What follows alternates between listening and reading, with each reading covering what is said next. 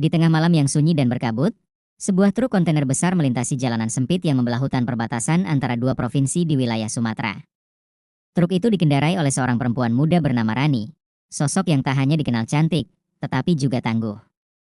Ia telah bertahun-tahun menjadi sopir lintas provinsi, menggantikan ayahnya yang kini lumpuh akibat kecelakaan kerja. Meski banyak yang meremehkannya karena ia seorang wanita, Rani justru membuktikan bahwa dirinya mampu menaklukkan jalur-jalur ekstrim yang bahkan dihindari oleh sopir pria berpengalaman. Malam itu, Rani membawa muatan logistik penting menuju gudang distribusi di Padang. Jalan yang dilaluinya memang dikenal rawan, selain karena sepi dan minim penerangan, juga karena maraknya razia ilegal oleh oknum berseragam yang memanfaatkan gelapnya malam dan jauhnya pemukiman. Namun Rani tak punya pilihan. Jadwal pengiriman tidak bisa ditunda, dan ia sudah bertekad menyelesaikan rute itu dengan aman saat truknya melintasi tikungan tajam yang dikelilingi pohon raksasa. Sebuah cahaya senter menyilaukan pandangan dari arah depan. Di tengah jalan, tampak dua pria berseragam polisi berdiri, memberi tanda berhenti dengan gaya otoritatif. Rani menarik napas dalam-dalam, menepi perlahan, dan menghentikan truk. Ia sudah sering menghadapi situasi seperti ini, tapi kali ini hatinya merasa tak enak. Seorang dari mereka mendekat ke jendela. Pria bertubuh besar dengan wajah penuh kecurigaan, mengenakan seragam kusut tanpa tanda pengenal. Ia menyorotkan senter ke wajah Rani, lalu berkata dengan nada keras, "Razia malam, buka surat jalan kamu." Rani, tetap tenang, meraih map dari dashboard dan menyerahkan surat-surat lengkap. Tapi bukannya diperiksa dengan benar, pria itu hanya melirik sekilas lalu menggeleng. "Ini kurang. Kamu harus bayar biaya pengamanan wilayah. Tahu sendiri di sini rawan," katanya sambil mengulurkan tangan, isyarat jelas untuk uang. Rani menatap tajam pria itu. "Semua surat saya lengkap. Tidak ada pelanggaran. Kalau memang razia resmi, mana surat tugas kalian?" tanyanya tegas. Ucapan itu membuat wajah pria tersebut berubah masam. "Banyak omong kamu ya. Jangan sok tahu, perempuan." Namun, Rani bukan tipe yang mudah ditekan. Ia pelan-pelan turun dari truk, berdiri berhadapan dengan si oknum yang kini mulai kehilangan kesabaran. Situasi pun mulai memanas. Namun tak ada yang menyangka bahwa malam itu akan berubah menjadi ajang perlawanan penuh kejutan, di mana sang sopir truk cantik akan menunjukkan bahwa dia bukan mangsa mudah, bahkan untuk oknum aparat yang licik. Angin malam menyapu rambut Rani ketika ia turun dari truk. Sepasang mata tajamnya tak sedikit pun menunjukkan rasa takut. Dengan langkah pasti, ia berdiri tegak di hadapan oknum polisi bertubuh besar itu. Di belakang pria itu, satu rekannya hanya diam sambil memperhatikan situasi. Tak ada papan nama. Tak ada identitas. Insting Rani sebagai sopir jalanan langsung tahu, ini bukan razia resmi, ini pemalakan berseragam. Kalau kamu terus maksa minta uang, saya akan rekam dan laporkan. Jangan pikir saya sopir yang gampang ditakut-takuti, ujar Rani dingin. Si oknum tertawa kecil, lalu mendekat. "Kamu kira kamu siapa? Hah? Jalan ini kekuasaan kita. Gak ada yang bisa bantu kamu di tengah hutan kayak gini. Sekarang kasih duitnya atau saya tahan kamu dan trukmu sampai pagi." Tanpa diduga, oknum itu meraih lengan Rani dengan kasar. Tapi sebelum ia sempat menarik lebih jauh, Rani langsung menepis dan mendorong tubuh pria itu dengan keras hingga ia terhuyung ke belakang. Refleks dan keberanian yang ia latih bertahun-tahun di jalanan membawanya pada satu keputusan berani. Ia segera membuka pintu samping truk dan menarik keluar sebuah tongkat baja lipat, alat pertahanan yang selalu ia simpan untuk situasi darurat. "Sentuh aku sekali lagi, dan aku pastikan kamu gak bisa jalan pulang," ancam Rani lantang. Rekan si oknum yang dari tadi diam tampak gelisah. Ia maju sedikit, mencoba menenangkan situasi. "Udahlah, bro. Cewek ini kayaknya bukan sembarangan." Namun si oknum yang marah malah makin kalap. Ia mengeluarkan borgol dari saku dan mencoba menangkap Rani. Dalam satu gerakan cepat, Rani memutar badannya dan menghantam tangan pria itu dengan tongkat baja hingga borgolnya jatuh ke tanah. Jerit kesakitan keluar dari mulutnya. Dalam sekejap, suasana berubah panas. Tak berhenti di situ, Rani menendang kaki pria itu, membuatnya terjatuh ke tanah berkerikil. Ia langsung menodongkan ujung tongkat ke leher pria itu. "Sekarang kamu yang dengar baik-baik. Aku hafal wajahmu. Aku rekam semua ini. Dan kalau kamu masih berani bangun dan ganggu aku lagi, kamu gak bakal pulang hidup-hidup malam ini." Pria itu terdiam, napasnya memburu. Rekannya kini mundur perlahan, sadar mereka telah salah memilih mangsa. Sementara itu, Rani masih berdiri kokoh, dadanya naik turun karena emosi. Malam itu, Bukan hanya truknya yang berhasil melewati jalur maut. Tapi martabat seorang perempuan yang berani, telah menampar keras wajah arogansi berseragam di tengah hutan gelap yang mereka kira tak ada hukum.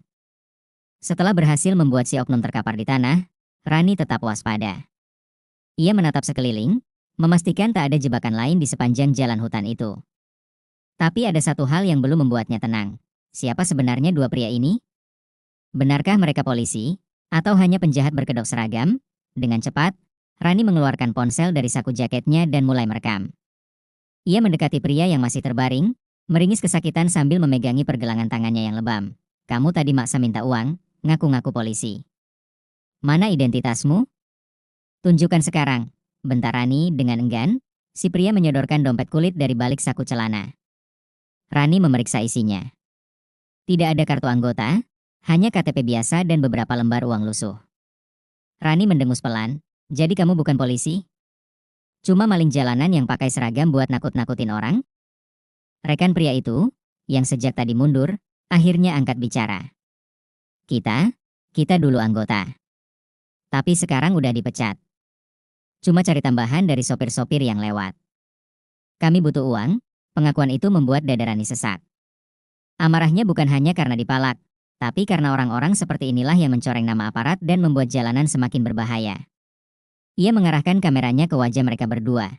Kalau kalian butuh uang, kerja yang benar. Jangan jadi parasit di jalanan dan nyusahin orang lain. Kalian pikir semua sopir itu bawa uang lebih?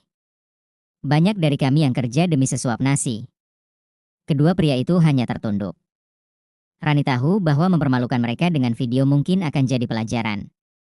Tapi ia juga tahu bahaya membiarkan orang-orang ini bebas. Ia membuka bagasi samping truk, mengeluarkan tali derek baja, dan mulai mengikat tangan pria yang tadi menyerangnya. Rekannya hanya bisa diam, terlalu takut untuk melawan. Aku akan antar kalian ke pos polisi terdekat. Biar pihak berwajib yang urus. Kalian bukan cuma memalukan, kalian juga bahaya buat orang-orang jujur di jalan ini. Dengan tangan terikat dan wajah penuh malu, dua oknum itu akhirnya dimasukkan ke dalam kabin belakang truk. Rani menatap ke arah depan, menarik napas panjang. Jalan masih panjang, hutan masih gelap, dan malam belum selesai. Tapi satu hal sudah pasti, ia tak akan diam melihat ketidakadilan, apalagi jika menyangkut keselamatan para pekerja jalanan seperti dirinya. Truk perlahan bergerak lagi, lampunya menembus kabut malam. Namun kini, bukan hanya muatan logistik yang dibawa Rani, melainkan juga dua wajah dari kebusukan yang selama ini bersembunyi di balik gelapnya jalan raya. Truk Rani melaju perlahan menembus hutan yang sunyi, hanya suara mesin dan desiran angin malam yang menemani. Di dalam kabin belakang, dua oknum yang kini terikat mulai menunjukkan kegelisahan. Pria bertubuh besar itu beberapa kali mencoba menggoyangkan ikatan, namun tali baja yang dililit Rani terlalu kuat untuk dilepaskan. Lepasin kami, Mbak, tolong. Nanti kami dilaporkan, bisa masuk bui, ujar pria yang satunya, nada suaranya bergetar. Rani, yang fokus mengemudi, hanya menoleh sekilas melalui kaca spion. Masuk bui lebih baik daripada kalian terus-terusan ngerampok orang di jalanan. Kalian pikir aku cuma sopir biasa? Aku hafal semua jalur hutan ini. Bahkan lebih dari itu, aku punya jaringan di hampir semua pos logistik. Setibanya di pertigaan kecil yang mengarah ke perkampungan warga, Rani memutar ke kanan. Ia tahu di sana ada pos polisi kecil yang sering dijaga anggota aktif. Tapi di tengah perjalanan, ia melihat sebuah mobil berwarna hitam terparkir miring di pinggir jalan, dengan lampu rotator menyala samar, mirip mobil patroli. Insting Rani kembali beraksi. Ia pelankan laju truk, sambil memperhatikan mobil itu dengan seksama. Saat ia hampir melintasinya, dua orang pria keluar dari dalam mobil. Satu di antaranya mengangkat tangan, meminta Rani berhenti. Namun kali ini, Rani tidak langsung menepi. Ia membuka jendela sedikit dan berkata keras, kalau kalian petugas resmi, kasih lihat surat tugas. Saya baru saja diserang dua orang pemalak berseragam yang ngaku polisi. Sekarang mereka saya amankan di dalam truk. Kedua pria itu saling pandang, lalu satu dari mereka berkata, kami dapat laporan ada keributan di hutan tadi. Tapi kalau kamu sudah tangani, mari kita bantu amankan. Namun Rani tak sebodoh itu. Ia melihat bahwa mobil mereka tidak ada nomor registrasi resmi, dan rotatornya model murahan, biasa dijual bebas. Sesuatu tak beres. Kalau benar petugas, pasti kalian tahu kode wilayah kendaraan dinas. Nomor kalian gak cocok, kata Rani tajam. Ia segera memindahkan tuas transmisi dan menginjak gas. Truk kembali melaju, Meninggalkan kedua pria misterius itu yang hanya bisa menatap kepergian kendaraan besar itu dengan ekspresi kecewa. Setelah merasa aman cukup jauh dari tempat tadi, Rani menarik napas panjang. Dunia jalanan semakin kejam, pikirnya. Bahkan orang-orang yang mengaku aparat pun bisa jadi ancaman. Akhirnya, setelah hampir 30 menit berkendara, Rani tiba di sebuah pos polisi kecil di pinggiran kota. Ia langsung turun, mengetuk pintu pos, dan seorang polisi berpangkat bribka keluar. Ada yang bisa dibantu, Bu? Rani langsung menunjuk ke arah truk. Di belakang, saya bawa dua oknum mantan polisi yang malam ini coba memalak saya di tengah hutan. Saya mau buat laporan resmi. Polisi itu sempat kaget, tapi setelah melihat isi truk dan penjelasan Rani, mereka langsung bertindak. Dua oknum itu diturunkan, diperiksa, dan dibawa masuk ke pos untuk didata dan diamankan. Malam itu, Rani tidak hanya menyelamatkan dirinya sendiri. Ia juga membuka jalan agar lebih banyak keadilan bisa ditegakkan di tempat-tempat sunyi yang sering dilupakan. Tempat di mana kejahatan sering berselimut seragam dan kegelapan.